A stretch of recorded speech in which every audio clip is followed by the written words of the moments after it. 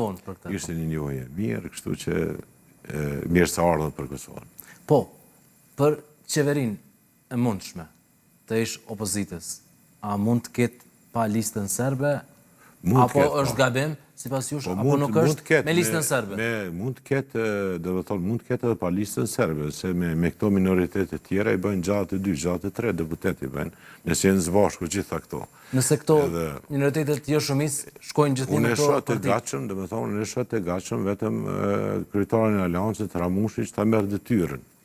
Ajo është i gatshëm, do të thonë, nëse e mbështesin këto. Kishte një deklarim edhe sonte që nëse duam, mund ta bëjmë qeverinë nesër. Jo vetëm sot, po ai gjithmonë ka thonë se, do të thonë, Ramushi gjatë gjithë kësaj kohe ka qenë shumë konstruktiv. Në bazë nga gjitha subjektet parlamentare ka qenë më konstruktivi dhe është për një shtet, për ndërtimin e shtetit dhe është i gatshëm, sipas mendimit tim, që të marrë përgjegjësinë. Se këtu po friksohen nga përgjegjësitë e ardhshme. Do të thonë përmendën asociacionin, demokracionin, po shteti ka këto proceset e cilat duhet me kalu, dikush duhet patjetër me marrë përgjegjësinë. Nuk mund të hiqësh përgjegjësisë. A po a ledoni edhe në lëvizjen vetëvendosje? Mosgatishmërinë për kompromis me subjektet e tjera, për ta çuar përpara edhe krijimin e institucioneve? Sipas mendimit tim, domethënë nuk di sa do të jetë absolut, relativ, unë e konsideroj vetëm Ramushi është i gatshëm që të heqë qeverinë në këto situata të jashtëzakonshme. Ndërkohë, vetëvendosja ka pasur përpjekje për të formuar qeverinë me nismën socialdemokrate, edhe ajo përpjekje dështoi me pas një ditë pas që i bie me 27-in. Zoti Limaj u takua me zotin Abdixhiku si një lloj akmarrje kushtimisht ta quaj ndaj vetëvendosjes, si i pat këtë parafrimin?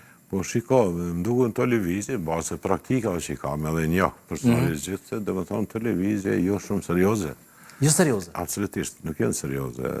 Koalicionet bëhen ndryshe, takimet bëhen ndryshe, janë këtë formë. Do të thonë, pa qenë të përgatitur për vendimarrje, pa qenë përgatitur për sakrifica, se këtu duhet disa lloj sakrifica të bëhen dhe ata duhet me qenë serioze. Nuk janë serioze. Po shfaqeni tet kritik për qasjen e LDK-s, por kishte një deklarim pikërisht nga Fatmir Limaj, kreu nismën socialdemokrate, duke i thurur elozhe për Ilir Abdixhikun, është alternativa e re për Republikën e Kosovës. Po nuk di çka thot Fatmiri, po Fatmiri është dashur me qenë më serioz në punën e tij, dhe ai s'ka qenë fare serioz. Nga si? Ka pasur si kusht çështjen e kryeparlamentarit.